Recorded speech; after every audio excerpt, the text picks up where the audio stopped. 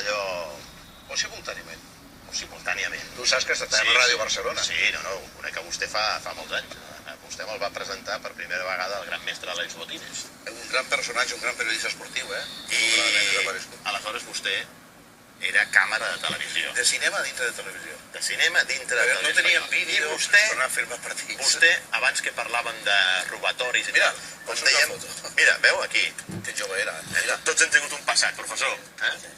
El Sebastià Darbo, com a càmera de televisió espanyola, va ser un dels càmeres que va enregistrar les imatges de la famosa nit del Gurucetazo, perquè aquell partit de Guruceta entre el Barça i el Real Madrid no es va transmetre en directe per televisió i vostè va anar a gravar amb aquelles càmeres de cinema el partit. Les càmeres que utilitzàvem i...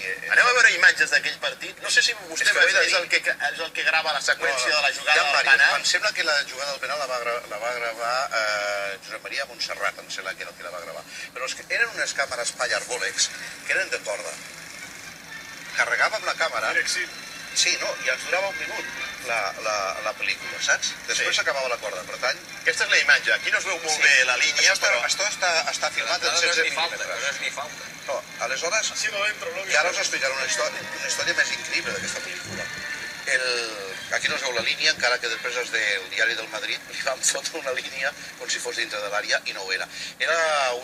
El Guruceta era molt jove, després el vaig conèixer més en un programa que feia que es deia Misterios en el Deporte dintre del Girabol, del programa aquest esportiu que fèiem a TV2.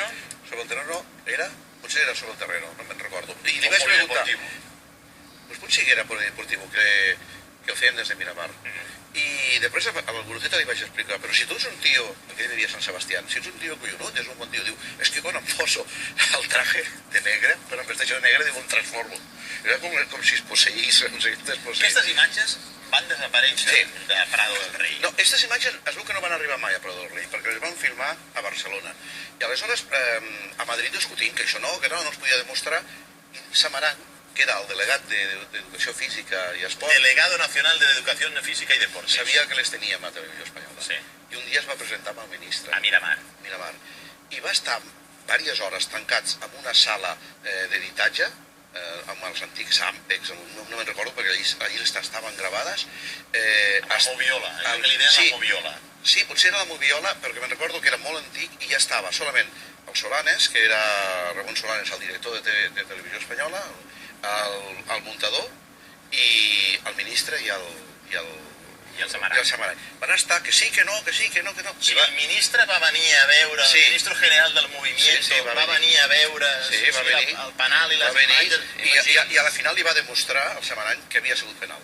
No, que no havia sigut penal. No, que no havia sigut penal. Però saps què va passar? No fotem. No, que no havia sigut penal. No, és que ara t'explico per què va passar després. Després d'això, al poc temps, van destituir Samaranch. Però en seguida. Què et sembla? Imagini's. Coincidència. Després diuen que la cosa bianca és una història que m'invento. La realitat supera la ficció. La realitat supera la ficció.